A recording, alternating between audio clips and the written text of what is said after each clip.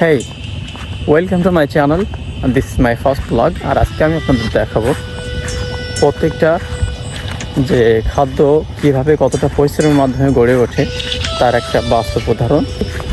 আমরা এখন আপনাদের দেখাবো যে আমরা যে ভাত খাই এই ভাতগুলো কতটা পরিশ্রমের মাধ্যমে একজন কৃষক উৎপাদন করে থাকে এবং এই ভাতগুলো উৎপাদন করতে একজন কৃষকের কী কী উপাদান লাগে বা কতটা পরিশ্রম করতে হয় সেটার একটা সম্পূর্ণ ভিডিও। আর এখানে যে ফসলগুলো দেখতে পাচ্ছেন সব ফসলগুলোই কিন্তু একজন কৃষকের খুবই কষ্টের মাধ্যমে অর্জিত, খুবই পরিশ্রমের মাধ্যমেই অর্জিত।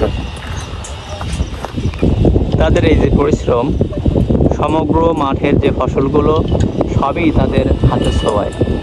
একটা ধান বা একটা ধানের গোছা নেই যেখানে একজন কৃষকের হাতের ছোঁয়া নেই। সমগ্র মাঠ ব্যাপী যদি দেখানো হয় সবখানেই তাদের রয়েছে হাতের ছোঁয়া।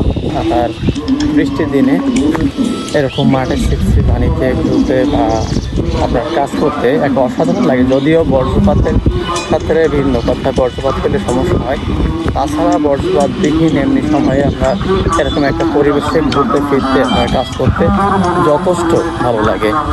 আর সব কিছুই মিলিয়েই যেন গ্রামীণ পরিবেশ, গ্রামীণ জীবন অসাধারণ সুন্দর। গ্রামীণ জীবনের মানুষগুলো তাদের কাজের মাধ্যমে বেঁচে থাকে।